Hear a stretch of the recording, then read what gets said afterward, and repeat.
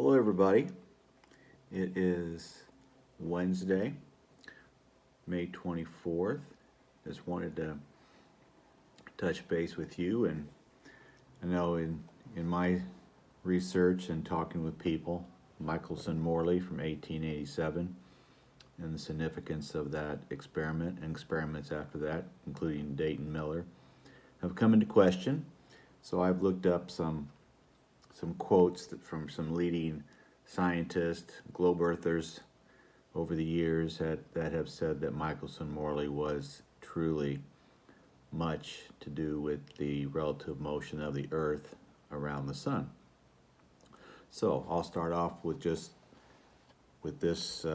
little tidbit. In the American Journal of Science in November 1887, Michelson and Morley published their paper on the relative motion of the Earth and the luminescence ether. It's right here. You can actually look that up on Google. So here's some quotes from some leading scientists, globe earthers of the day, commenting on what Michelson Morley in 1887 told us. Here is physicist Bernard Jaffe, Jaffe, from Michelson and the Speed of Light, 1960, page 6. The data of Michelson Morley were almost unbelievable. There was only one other possible conclusion to draw, that the Earth was at rest. Here is from physicist Richard Wolfson. What happened when the experiment was done in 1887? There was never in any orientation at any time of the year any shift in the interference pattern. None, no shift, no fringe shift, nothing. What's the implication? Here was an experiment that was done to measure the speed of the Earth's motion through the ether. This was an experiment that was 10 times more sensitive than it needed to be. It could have detected speeds as low as 2 miles a second instead of the known 20 miles per second that the Earth as in its orbit motion around the sun. It didn't detect it. What's the conclusion from the Michelson-Morley experiment? The implication is that the Earth is not moving. Again, physicist Richard Wolfson. By Arthur Otis in The Light, Velocity, and Relativity, page 58. In an effort to explain the Michelson-Morley experiment, the thought was advanced that the Earth might be stationary. Such an idea was not considered seriously, since it would mean, in effect, that our Earth occupied the omnipotent position in the universe, with all the other heavenly bodies paying homage by revolving around it. Can't have that now, can we? Here is physicist Arthur Eddington, very famous for his solar eclipse observations on May 29, 1919, and at the Royal Society in November 6th of 1919. There was just one alternative. The Earth's true velocity through space might happen to have been nil. Here is Albert Einstein, Relativity, the Special and General Theory, 1920, page 61. To the question whether or not the motion of the Earth in space can be made perceptible in terrestrial experiments, terrestrial means on the Earth, we have already remarked in section 5 that all attempts of this nature led to a negative result. Before the theory of relativity was put forward, it was difficult to become reconciled to this negative result. Here is Ian McCausland, McCausland, from 1999, The Anomalies in the History of Relativity. This deals directly with what they found in November 6th of 1919. If the findings of the eclipse expedition had been announced as being inconclusive instead of being decisive in 1919, general relativity would have had to compete with other possible theories, such as Gerber's, to explain certain astronomical observations, and a better theory might eventually have been found.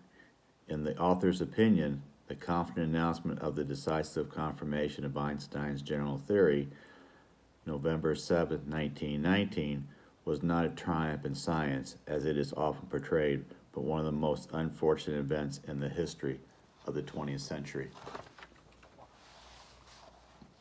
Physicist Henrik Lorentz, famous for his Lorentz contraction in 1892 in response to Michelson-Morley in 1887. Briefly, everything occurs as if the Earth were at rest. Here is physicist Henry Poincaré. I often pronounce that last name incorrectly. Forgive me if I continue doing so. Often people will say that Poincaré came up with relativity and that Einstein stole it from him. This is what he said. A great deal of the research has been carried out concerning the influence of the Earth's movement. The results were always negative. Here is Einstein in 1922 at Kyoto University.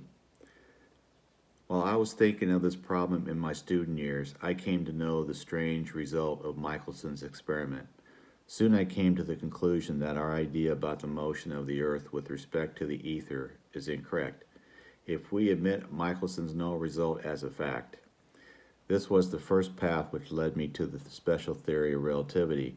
In 1922, Einstein, the Glober's boy, was commenting about Michelson-Morley 35 years before.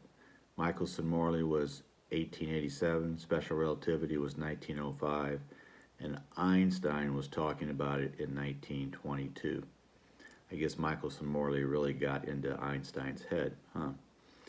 So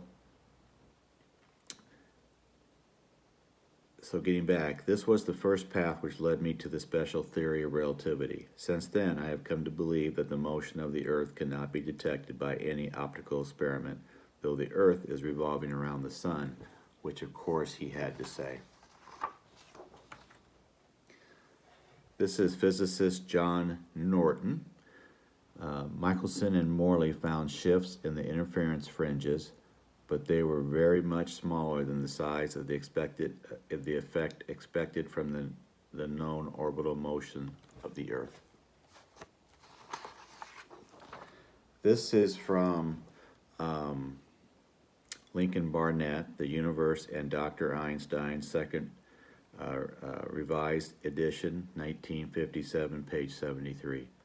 No physical experiment ever proved that the Earth actually is in motion. Again, physicist Henry Poincaré, forgive me if I don't pronounce that last name correctly. We do not have and cannot have any means of discovering whether or not we are carried along in a uniform motion of translation. Here is historian Lincoln Barnett. This one's a little bit more, is a little bit longer. The Michelson-Morley experiment confronted scientists with an embarrassing alternative. On the one hand, they could scrap the ether theory, which had explained so many things about electricity, magnetism, and light, or if they insisted on retaining the ether, they had to abandon the still more vulnerable Copernican theory that the Earth is in motion. To many physicists, it seemed almost easier to believe that the Earth stood still than it moves. Then waves, light waves, electromagnetic waves could exist without a medium to sustain them. It was a serious dilemma and one that split scientific thought for a quarter century. Many new hypotheses were advanced and rejected. The experiment was then tried again by Morley and by others with the same conclusion. The apparent velocity of the Earth through the ether was zero. Here is physicist James Coleman. The easiest explanation was that the Earth was fixed in the ether and that everything else in the universe moved with respect to the Earth and the ether. Such an idea was not considered seriously, since it would mean in effect that our Earth occupied the omnipotent position in the universe, with all the other heavenly bodies paying homage by moving around it. We can't have that now, can we? Physicist Albert Michelson himself. This conclusion directly contradicts the explanation, which presupposes that the Earth moves. Presupposes, preassumptions, Texas sharpshooter, reverse engineering. That's the globe, folks. The globe does not exist. Here is Douglas C. Clank-Call, Physics, Principles with Applications, 1985, page 613 to 614, and 1980, page 265. This null result was one of the great puzzles of physics at the end of the 19th century. One possibility was that velocity would be zero and no fringe shift would be expected, but this implies that the Earth is somehow a preferred object. Only with respect to the Earth would the speed of light be c as predicted by Maxwell's equations. This is tantamount to assuming that the Earth is the central body of the universe. Again, we can't have that now, can we? Here is physicist Wolfgang Pauli. The failure of the many attempts to measure terrestrially, again on the Earth, any effects of the Earth's motion. They just can't find it. So, in conclusion, when you Google the speed of the Earth around the Sun, you get 30 kilometers per second, or 66,600 miles per hour. No interferometer experiment ever done has shown more than 3, 5, 6, or 8 kilometers per second around the Sun. Though when you Google it, Google tells you 30 kilometers per second around the Sun. But no scientist has ever found more than 3, 5, 6, or 8 kilometers per second around the Sun. So why do we believe in a lie? Why do we believe in the heliocentric model, which no scientist has ever shown that we are in an elliptical orbit around the Sun? And if you know the difference, why it's not circular, it's because in the math, a circular orbit does not work. It works in the math if you make it elliptical. So, why are we being lied to? That's the question. Are we lied to for philosophical reasons, for religious reasons, for biblical reasons, for money reasons, financial reasons? No experiment has ever been done to show the Earth is in motion around the Sun. It's only shown 3, 5, 6, or 8 kilometers per second instead of the expected 30 kilometers per second. And the 3, 5, 6, or 8 kilometers per second could be explained by the sidereal rotation of the sky above us, which translates motion down to the Earth, which can explain a small Coriolis effect in the southern latitudes. We are unique, folks. We are created, and if we are created, then there must be a creator. And as George Wald in 1954 said, Nobel Prize winner, he does not want to believe in God, so he will believe that which is scientifically impossible because he doesn't want to believe in God. So anyway, thanks for listening, and I hope you have a great stationary topographical plane day. Take care.